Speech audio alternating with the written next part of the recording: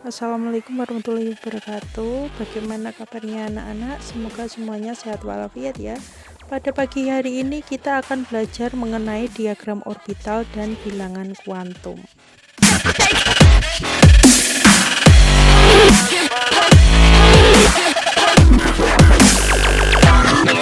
Pertama, kita harus memahami dulu apa itu kaidah Hund. Itu elektron-elektron yang berada di suatu orbital akan menempati orbital yang kosong dengan arah rotasi sejajar. Setelah itu, elektron-elektron lainnya menempati orbital tersebut dengan arah rotasi yang berlawanan. Nah, dari aturan ini kita akan belajar mengenai diagram orbital. Setiap orbital akan diisi elektron maksimal 2 elektron. Orbital ini di sini diagramnya digambarkan dengan kotak ya. Nanti satu orbital itu disebut satu kamar gitu. Untuk subkulit S jumlah orbitalnya ada 1, subkulit P ada 6, sedangkan subkulit D ada 5, subkulit F ada 7. Kita ke contoh soal dulu ya. Tentukan diagram orbital dari 7N. Yang pertama kita lakukan adalah membuat konfigurasi elektronnya terlebih dahulu. Untuk S orbitalnya 1, sedangkan P orbitalnya ada 3. Kemudian kita isi.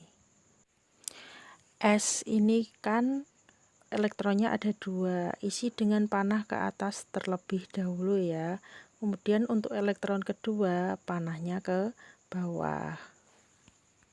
S berikutnya, S-nya juga ada 2 lagi, panah ke atas dulu, kemudian baru panah ke bawah. Kemudian untuk P di sini ada 3 elektron, kita isi dulu penuh ya, harus diisi penuh dulu baru nanti panahnya berlawanan. 1 panah ke atas, selanjutnya 1 panah ke atas lagi, orbital yang selanjutnya 1 panah ke atas lagi. Karena cuma 3 ya sudah seperti itu saja. Berikutnya adalah diagram orbital dari 26 Fe. Yang pertama kita lakukan adalah membuat konfigurasi elektronnya terlebih dahulu.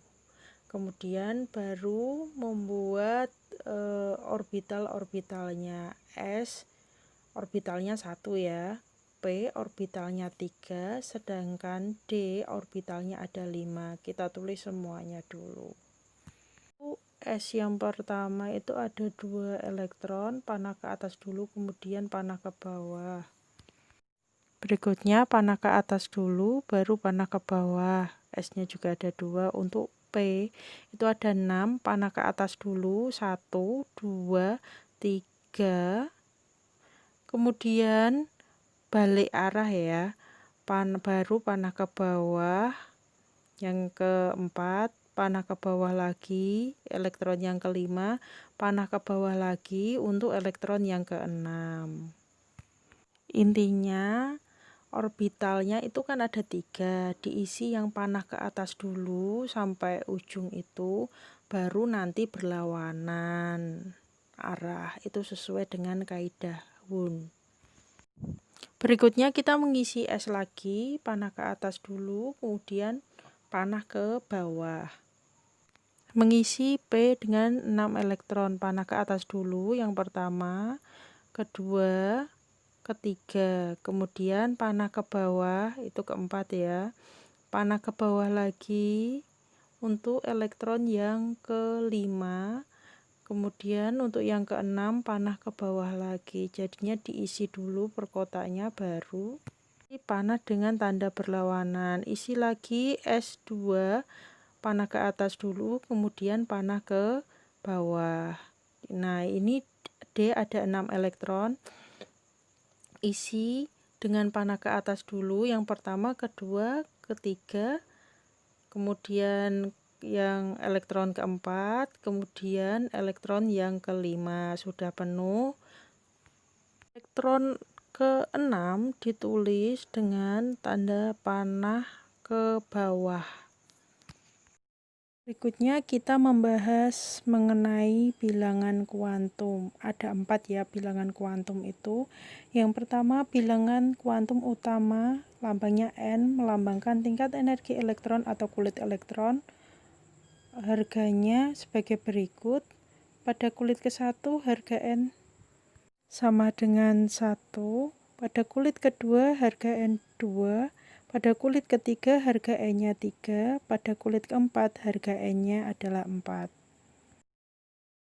Adalah bilangan kuantum azimut dilambangkan dengan L, menyatakan tingkat energi elektron pada subkulit. Nah, subkulit ini ada SPDF, di mana S adalah sub, P adalah prinsipal, D adalah diffuse, dan F adalah fundamental. Ini subkulitnya SPDF ya. Dan ada harga L untuk berbagai subkulit, yaitu sebagai berikut. Pada subkulit S harga L adalah 0, P adalah 1. Pada subkulit D harga L adalah 2. Pada subkulit F harga L adalah 3.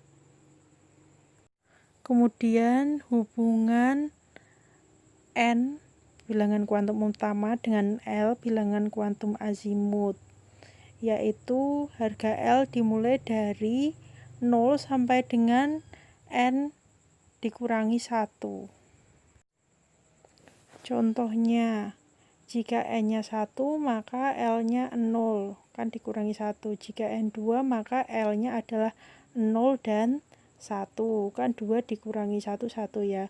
Jika N-nya 3 maka L-nya adalah 0, 1, dan 2. Jika nilai N-nya 4, maka L-nya adalah 0, 1, 2, dan 3. Bilangan kuantum magnetik dilambangkan dengan M, menunjukkan arah orbital elektron. Bilangan kuantum magnetik menyatakan jumlah orbital pada subkulit elektron. Rumusnya adalah negatif L sampai positif L. Kemudian harga M untuk berbagai subkulit, rumusnya adalah negatif 0, positif L. Kemudian harga M-nya bisa kita lihat pada tabel berikut ini. Untuk subkulit S, maka harga L-nya atau bilangan kuantum azimutnya adalah 0, maka harga M-nya adalah 0. Jumlah orbitalnya 1 ya. Subkulit P, maka harga L-nya adalah 1. Karena rumusnya negatif L, 0, positif L, maka harga M-nya yang mungkin adalah negatif 1, 0, dan positif 1. Jumlah orbitalnya ada 3. Kemudian untuk subkulit D, harga L-nya adalah 2. Maka harga M-nya sesuai rumusnya negatif L, 0, positif 1, negatif 2, negatif 1, 0, positif 1, positif 2, dengan jumlah orbital 5. Kemudian subkulit F, harga L-nya adalah 3. Maka harga M-nya adalah negatif 3, negatif 2, negatif 1, 0, positif 1, positif 2, positif 3, dengan jumlah orbitalnya adalah 7. Bilangan kuantum magnetik ini digunakan untuk menamai orbital-orbital berikut ini. Contohnya adalah subkulit S, kotaknya itu 1 ya. Maka kotak itu atau orbital itu namanya dinamai 0. Kemudian untuk subkulit P, maka orbitalnya ada 3 ya. Bilangan kuantum magnetiknya kita urutkan dari kiri, negatif 1, 0, dan positif 1. Untuk subkulit D ada 5 orbitalnya, diberi nama menggunakan bilangan kuantum magnetik negatif 2, negatif 1, 0, positif 1, positif 2. Kemudian berikutnya adalah subkulit F. Di situ ada 7 ya orbitalnya. Diberi nama orbital-orbital itu dengan menggunakan bilangan kuantum magnetiknya, yaitu mulai dari negatif 3, negatif 2, negatif 1, 0, positif 1, positif 2, dan positif 3. Berikutnya adalah bilangan kuantum spin. Nah, elektron dalam orbital tidak hanya bergerak di sekitar inti tetapi berputar pada sumbunya. Prinsipnya seperti itu dan nilainya ada 2, yaitu positif setengah dan negatif setengah. Positif setengah jika elektronnya ketika diisikan panahnya ke atas, negatif setengah ketika diisikan di dalam orbital maka panahnya itu ke bawah, dilambangkan dengan S. Kita langsung ke contoh soal ya. Harga bilangan kuantum yang mungkin untuk suatu orbital. A, N sama dengan 3, L sama dengan 1, M sama dengan negatif 2, S sama dengan positif setengah. Kemudian untuk B, N sama dengan 4, L sama dengan 0, M sama dengan negatif 1, S sama dengan negatif setengah. Kemudian C, N sama dengan 2, L sama dengan 2, M sama dengan negatif 1, S sama dengan positif setengah.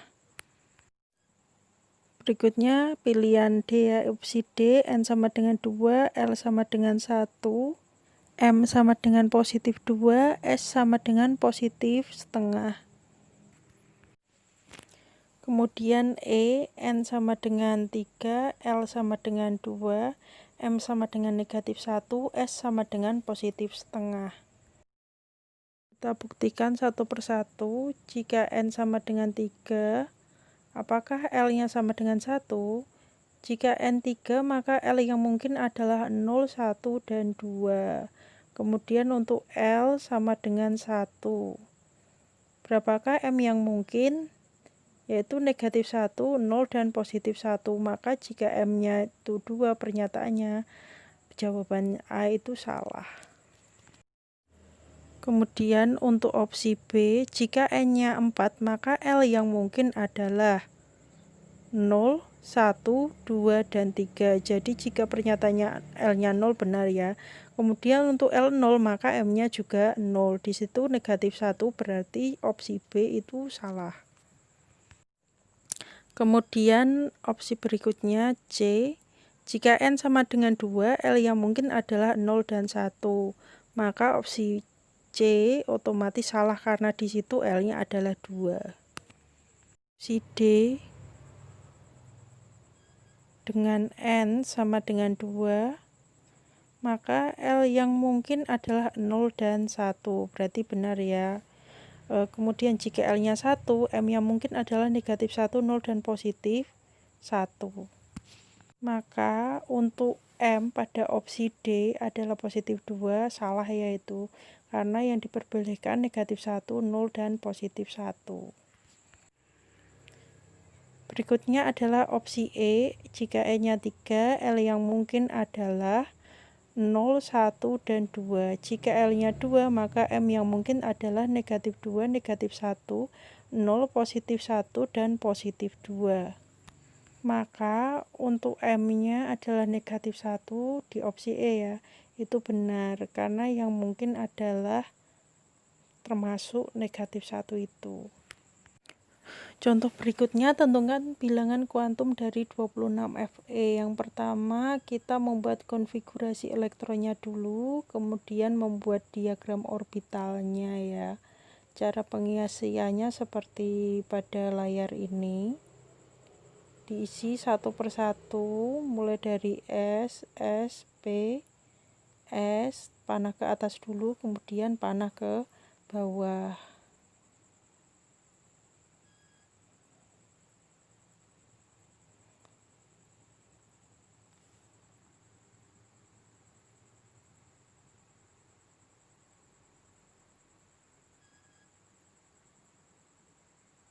Dan diagram orbital yang paling belakang. tulis kembali ya. Yang 3 ini menyatakan bilangan kuantum utama, yang D menyatakan subkulit, sedangkan 6 menyatakan jumlah elektron. Di sini N-nya sudah tahu ya, kita 3, kemudian L-nya 2 karena subkulitnya adalah D. Mencari bilangan kuantum magnetik, tulis dulu diagram orbitalnya, kemudian beri nama di setiap orbitalnya dengan menggunakan bilangan kuantum magnetik yang mungkin. Kemudian kita lihat elektron terakhir diisikan di orbital negatif 2, maka nilai M-nya adalah negatif 2. Kemudian panahnya itu ke bawah, jadi bilangan kuantum spin adalah negatif setengah. Nomor 3, tentukan nomor atom unsur berikut apabila bilangan kuantumnya adalah N sama dengan 4, L sama dengan 0, M sama dengan 0, S sama dengan positif setengah. Pertama, kita tulis dulu bilangan kuantum utamanya 4, kemudian jika L-nya 0, maka subkulitnya adalah S. Jika S, maka orbitalnya 1, kotaknya 1 ya. Kemudian M-nya adalah 0, tulis 0, kotak ini kita namain 0. Bilangan kuantum spinnya adalah positif setengah, maka nanti panahnya harus ke atas ya. Isikan ke dalam orbitalnya, panahnya ke atas ya, jadi positif setengah, berarti dia 1, maka di subkulit S ini diisi 1 elektron. Kemudian konfigurasi elektron sampai menemukan 4s1. Nah, seperti di bawah ini ya langkah-langkahnya. Nah, jadi jumlah elektronnya itu ada 19.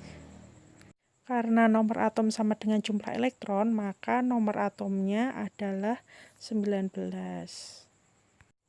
Prinsip eksklusi atau prinsip larangan Pauli.